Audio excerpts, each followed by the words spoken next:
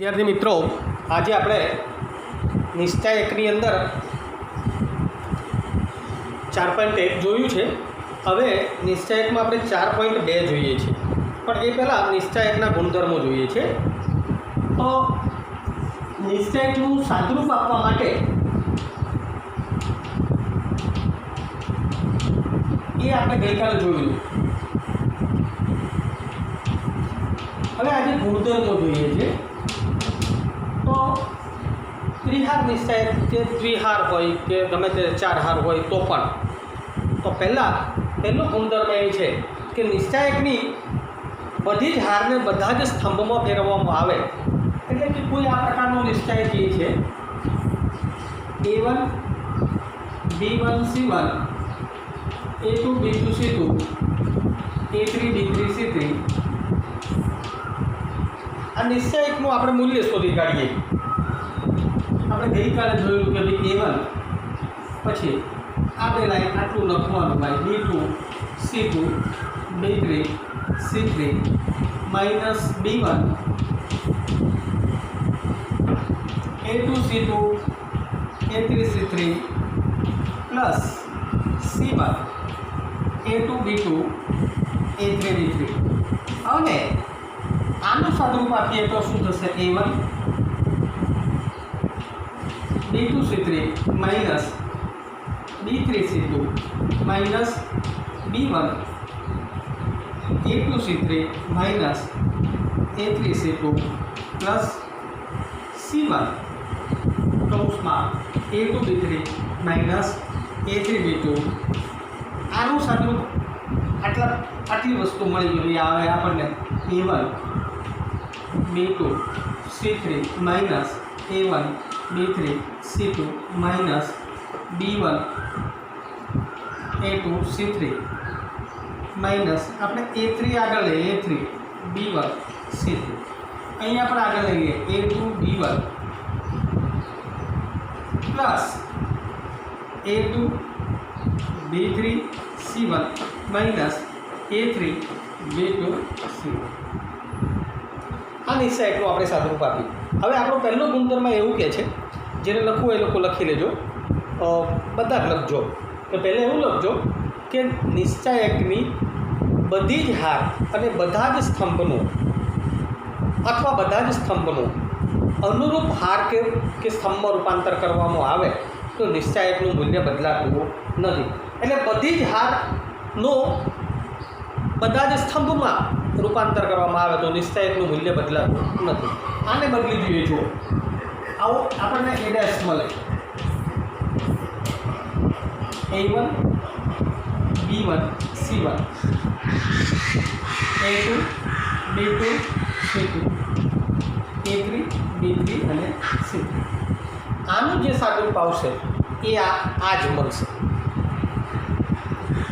એટલે આ લખી દીધા પછી આનું તમારે સાદુરૂપ આપવાનું. આવું નવું મૂલ્ય મળે તો A અને A' બંને સરખા છે એમ કહેવાય. એનો મતલબ એવો થયો કે આ જે હાર છે એનું સ્તંભમાં રૂપાંતર કર્યું તો નિશ્ચાયકનું મૂલ્ય બદલાતું નથી.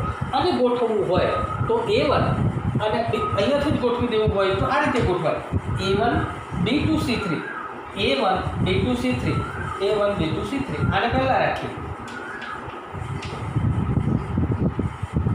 પછી A1 B3 C2 A1 B3 C2.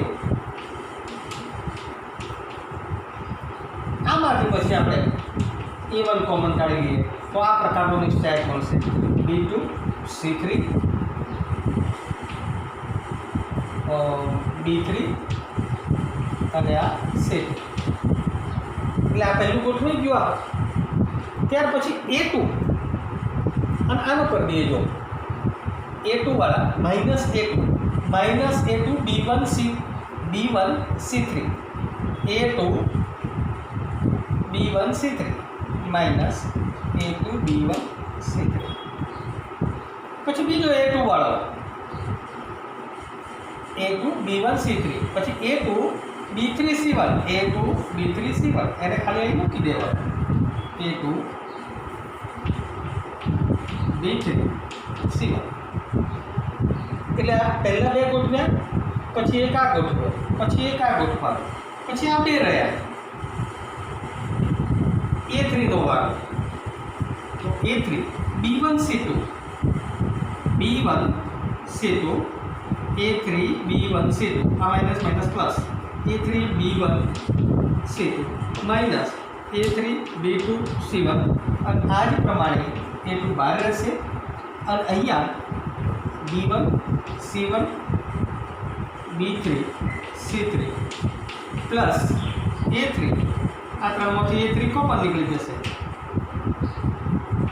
B1 B2 C1 C2 અને આ એના બરાબર આ A' બનશે. એટલે A બરાબર A'.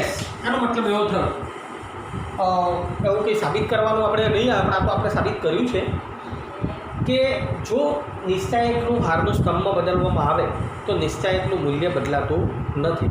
પણ જો સાબિત કરવાનું આવે તો કેવી રીતે પહોંચવું, તો આપણે શું કર્યું, પહેલાં આટલા સુધી પહોંચ્યા, પછી આ એક મૂકી દીધું અને ત્યાર પછી એ પ્રમાણેની ગોઠવણ આપણે કરી દીધી. એટલે બહુ વિચારવું પડે નહીં. આ લખી નાખજો.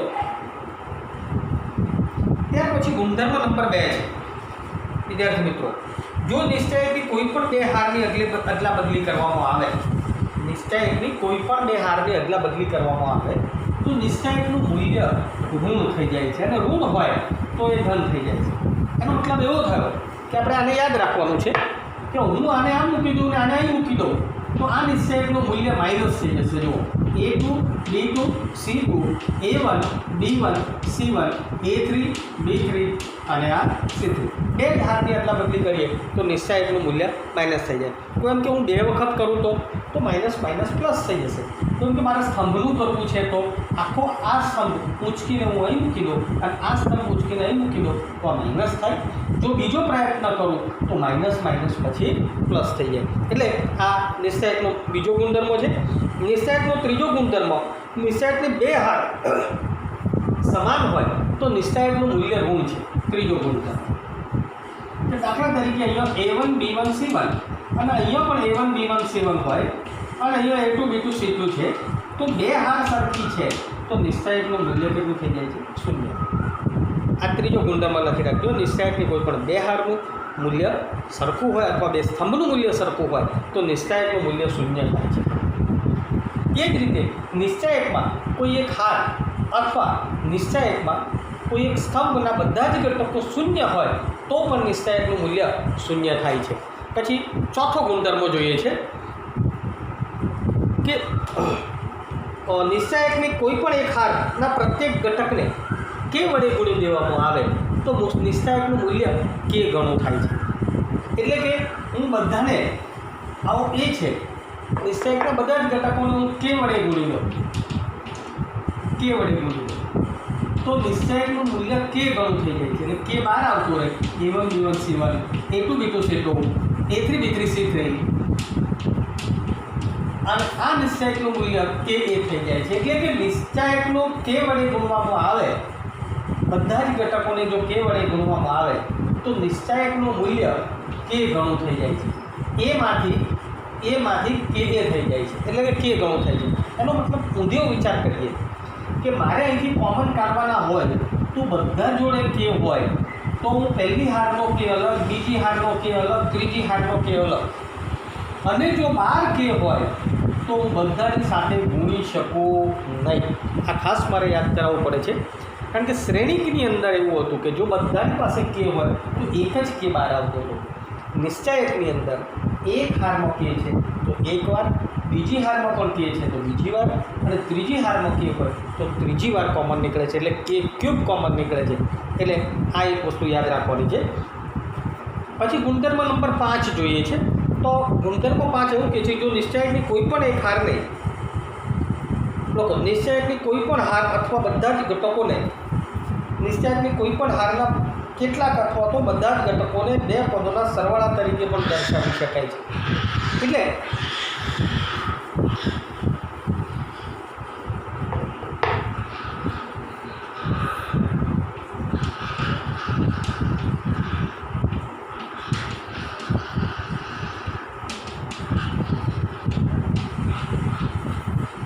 A1 A2 A3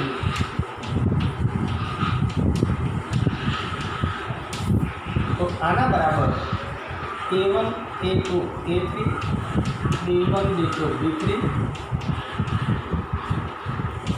plus lambda lambda lambda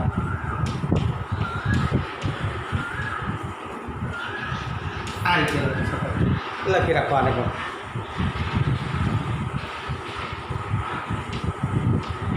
out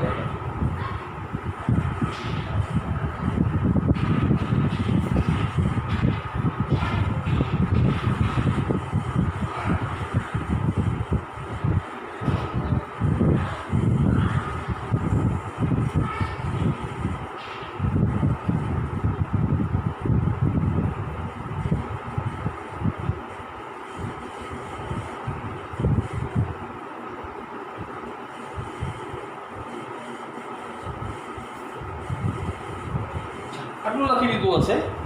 આ વિદ્યાર્થી મિત્રો ગુણધર્મ નંબર 6 જોઈએ। નિશ્ચાયકની કોઈ પણ હારના પ્રત્યેક ઘટકને અન્ય હારના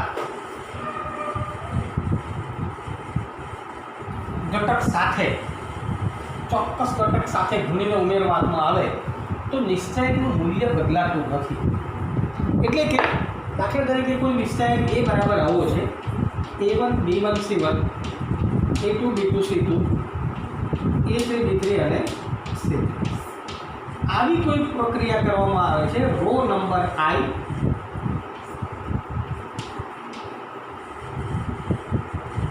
ને K વડે ગુણી આવું કરવામાં આવે એટલે કે રો નંબર 1 ને 1 માટે રો નંબર 1 ને 1 વત્તા 2 વડે હું ગુણી દઉં અને રો નંબર 2 એટલે આ પ્રક્રિયા શું બતાવે છે આપણે એને આ રીતે લખીશું રો નંબર 2 ને હું 1 વડે ગુણી દઉં અને 2 વડે ગુણી દઉં અને 1 માં ઉમેરી દઉં રો નંબર શું કર્યું આપણે રો નંબર 2 ને 2 વડે ગુણી અને 1 માં ઉમેરવાની પ્રક્રિયા છે। આને હું આ પ્રમાણે લખીશ બરાબર। આપણે આ લાંબુ યાદ નથી રાખવું ખાલી આટલું જ યાદ રાખવું તો શું થશે નિશ્ચાયકનું મૂલ્ય એવું એ જ રહેશે। આવું થાય કે હું આને 2 વડે ગુણી નાખું રો નંબર 2 ને 2 વડે ગુણીને ઉમેરી દઉં તો A1 + 2A2 B1 + 2B2 C1 + 2C પછી A2 B2 C2 A3 B3 અને C તો આ નિશ્ચાયકનું મૂલ્ય આમાં પણ બદલાતું નથી। કુલ આપણે 6 ગુણધર્મો જોઈએ। ફરીથી એક વખત પહેલો ગુણધર્મથી જોઈ લઈએ કે ભાઈ પહેલો ગુણધર્મ શું જોયું કે નિશ્ચાયકને હાર અને સ્તંભ અદલા બદલી કરી દેવામાં આવે તો નિશ્ચાયકનું મૂલ્ય બદલાતું નથી। બીજો ગુણધર્મ આપણે એ જોઈ લો કે નિશ્ચાયકની કોઈ પણ 2 હારને અદલા બદલી કરી દેવામાં આવે કોઈ પણ 2 હારની અદલા બદલી તો નિશ્ચાયકનું મૂલ્ય એ ઋણ થઈ જાય છે અથવા તો ચિહ્ન બદલાય છે। ત્રીજો ગુણધર્મ આપણે એ જોયો કે નિશ્ચાયકની કોઈ પણ હારને K વડે ગુણી દેવામાં આવે તો નિશ્ચાયકનું મૂલ્ય K ગણું થઈ જાય છે। ચોથો ગુણધર્મ આપણે એ પણ જોયો છે કે નિશ્ચાયકની કદાચ કોઈ પણ એક હાર કે સ્તંભના બધા જ ઘટકો શૂન્ય હોય તો નિશ્ચાયકનું મૂલ્ય એ શૂન્ય થઈ જાય છે। પાંચમો અને એના ઉપરથી જોયું કે નિશ્ચાયકના 2 સરવાળા સ્વરૂપે A + λ1 વાળો ગુણધર્મ જોયો તો નિશ્ચાયકના સરવાળા સ્વરૂપે દર્શાવ્યો। અને છઠ્ઠો ગુણધર્મ નિશ્ચાયકની કોઈ પણ હારને અથવા સ્તંભને K વડે ગુણી અને અન્ય હારમાં ઉમેરી દેવામાં આવે તો નિશ્ચાયકના મૂલ્યમાં કોઈ પણ જાતનો ચેન્જ આવતો નથી। આ ગુણધર્મો સાથે આપણે સ્વાધ્યાય શરૂ કરીએ છીએ। તો સ્વાધ્યાયનો પહેલો દાખલો આપણે જોઈએ।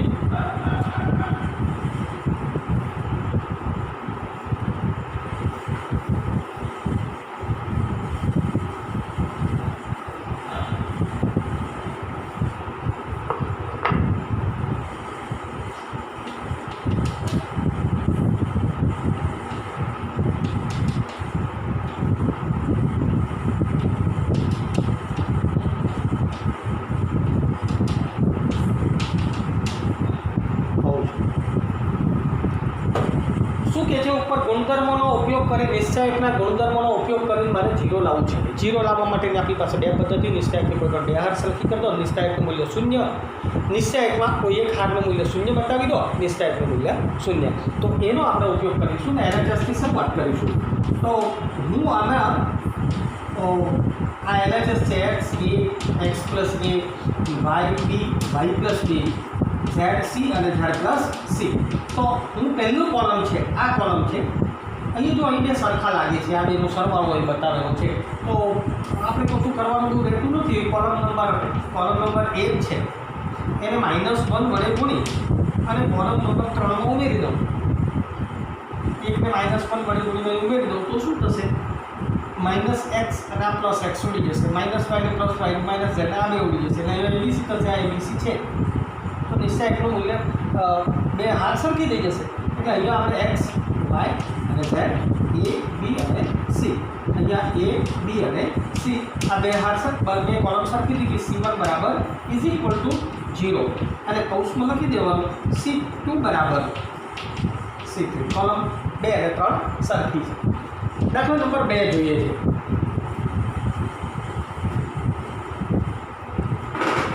આવું છે a minus b b minus c અને c minus a b minus c c minus a minus b પછી c minus a minus b અને b માઇનસ c. અને આના બરાબર પણ આપણે 0 બતાવવું છે. આપણે LHS જગ્યાના અભાવે હવે પણ દાખલા જગ્યા વગેરે વપરાશે એટલે LHS નહીં લખીએ ચાલશે. હું અહીંયાથી મારે આનો જવાબ 0 લાવવો છે એટલે મારે કાં તો બે હાર સરખી કરવી પડે, આવું ગમે તે કરવું પડે. હું આ બધાને અહીં ઉમેરી દઉં છું. આ બંનેને અહીં ઉમેરી દઈએ એટલે શું થશે? ટોટલ કરી દઈએ તો જો આ બી ઉડી જશે, આ સી ઉડી જશે, એ ઉડી જશે. એટલે આનું ટોટલ કરી દઈએ તો જવાબ અહીંયા 0 થઈ જશે. એવું અહીં 0 થશે, અહીં 0 થશે. પહેલી હાર 0, બધું જ 0. બરાબર. પહેલો આપણે વિચારી રાખવાનો નિશ્ચાયકના દાખલા ગણતા પહેલાં મગજમાં શું આગળ થશે એ આપણને ક્લિયર રાખવાનું. જો એ ખબર પડી તો દાખલાઓ ફટાફટ આવી જશે. બરાબર.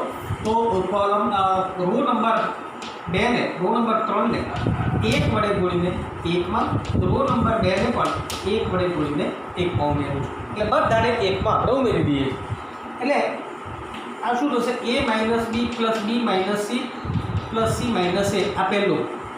અહીંયા પણ b minus c plus c minus a plus a minus b. અને અહીંયા c minus a plus a minus b plus b minus c. બીજી હારને આપણે કોઈ પ્રોસેસ કરી નથી એટલે એવી જ રહેશે. c minus a minus b અને b માઇનસ c. આ બધું જ ઉડી જાય છે. જો આ બધું ઉડી જાય છે તો 0 0 અને 0 b minus c c minus a minus b c minus a minus b અને b માઇનસ c બરાબર 0. કેમ? તો કે પહેલી હાર એ 0 છે. ચાલો વગેરે આપવા બે.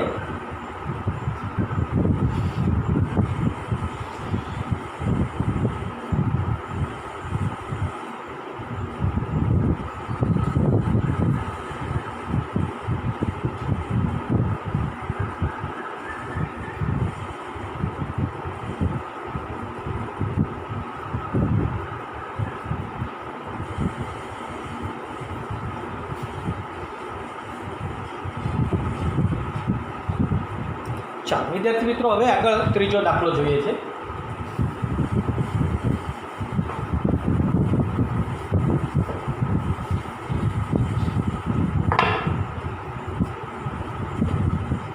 ત્રીજો દાખલો છે જો 2 7 65 3 8 75 5 9 અને 86. આના બરાબર પર 0 મારે લાવવું છે.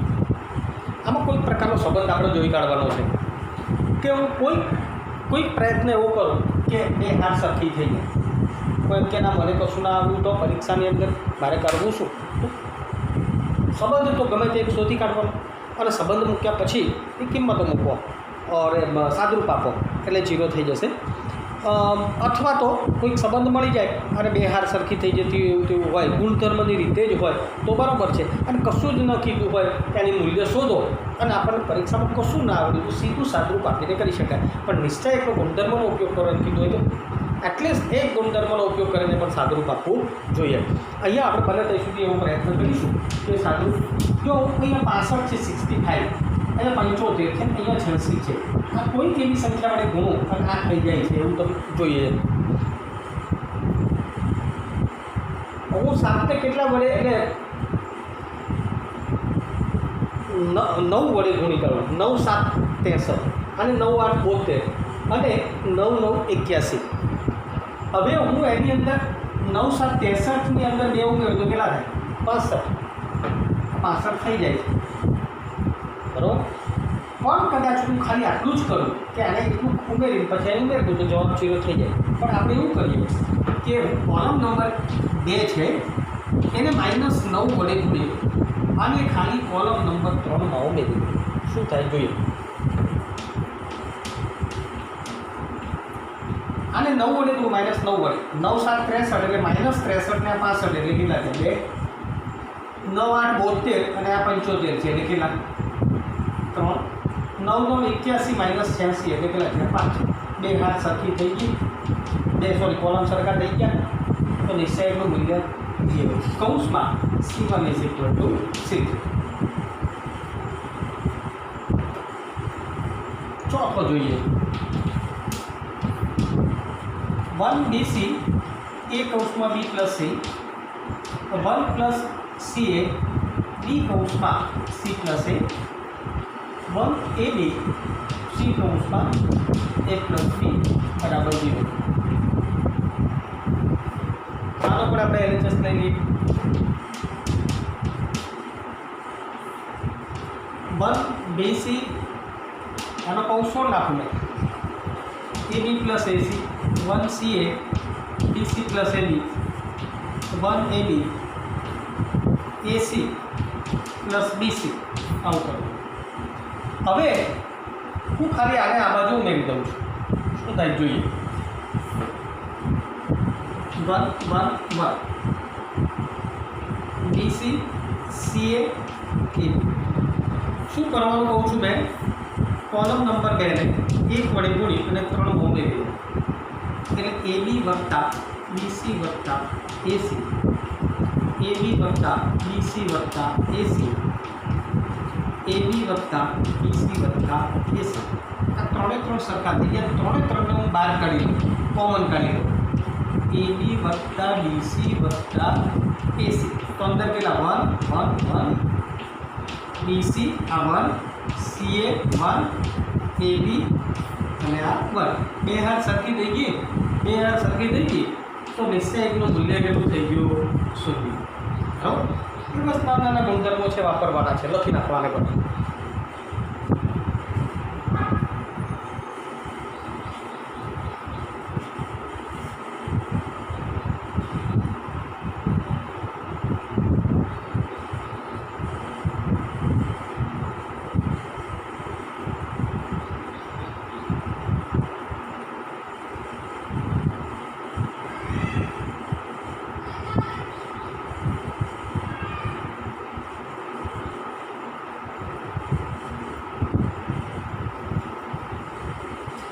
લખી કાઢ્યું. તો વિદ્યાર્થી મિત્રો હવે 5મો દાખલો જોઈએ છે.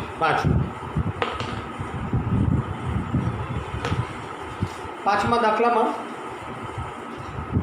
આપણે સાબિત કરવાનું છે, RHS સુધી જવાનું છે. અત્યાર સુધી 0 સાબિત કરવાના. હવે કદાચ આ પ્રકારના દાખલાઓ વિકલ્પોમાં પૂછાય તો શું કરવાનું તે પણ આપણે જોઈશું. પણ એકલું મેં પછી આપીશ કે વિકલ્પમાં હોય તો શું કરી શકાય. કદાચ સુધી પૂરું થયા પછી આપીશ કે મોટો દાખલો આવ્યો જીમેની અંદર અને ઓન ધ સ્પોટ એને કેવી રીતે પતાવો એકલું આપણે પછી જોઈશું છેલ્લે.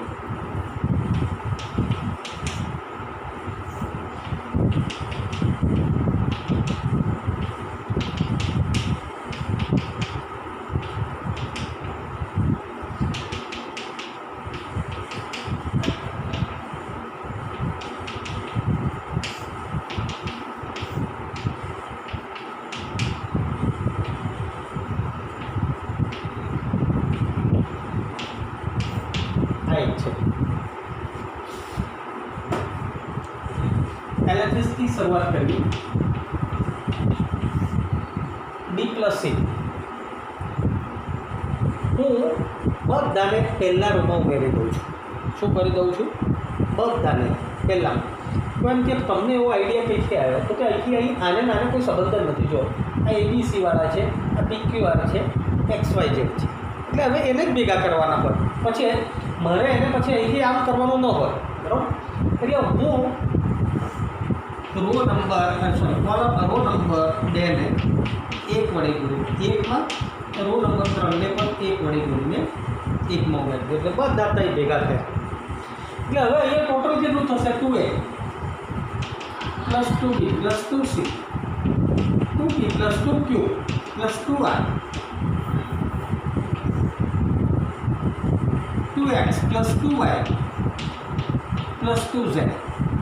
અહીંયા C + A, R + B, Z + X, A + B, P + Q, X + Y. તો પહેલાં હું બધા 2 વડે કોમન કાઢી મૂકીએ છીએ. 2 કૌંસમાં A + B + C, 2 કૌંસમાં P + Q + R અને 2 કૌંસમાં X + Y + Z. અને અહીંયા C + A, R + P અને Z + X. એ રીતે અહીંયા A + B, P + Q, X + Y. ફરીથી હું આ બધામાંથી હું 2 કોમન કાઢી લઉં એટલે 2 બહાર આવતા રહેશે.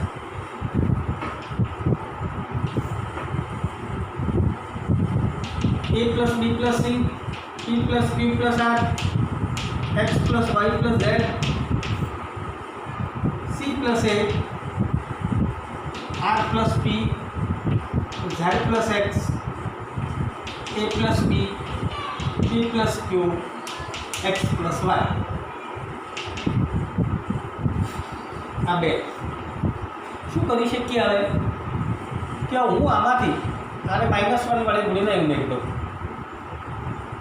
શું કરું મેં? આને -1 વડે ગુણી અને અહીં ઉમેરી દઉં તો C + A અહીંયાથી નીકળી જશે. એટલે અહીંયા ખાલી કયો રહેશે?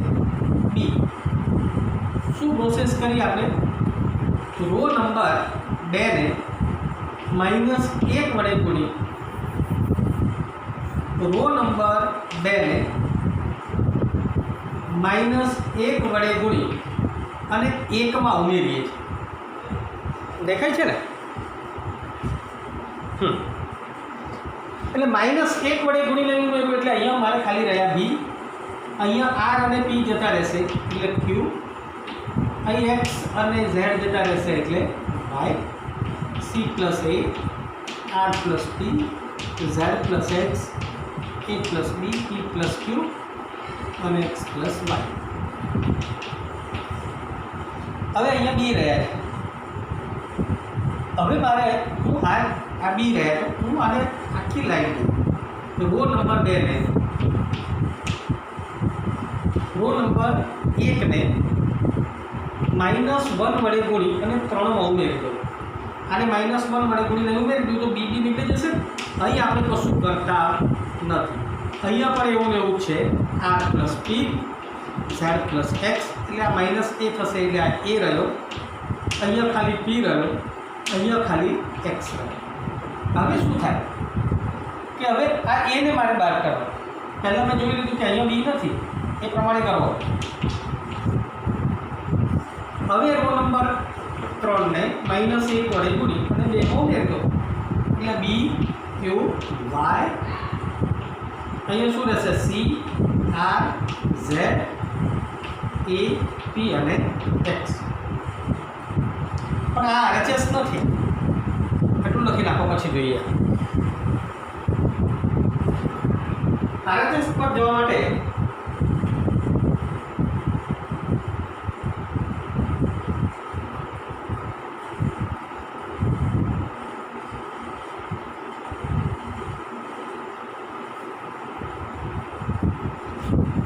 હા તમે લખી લીધું હશે.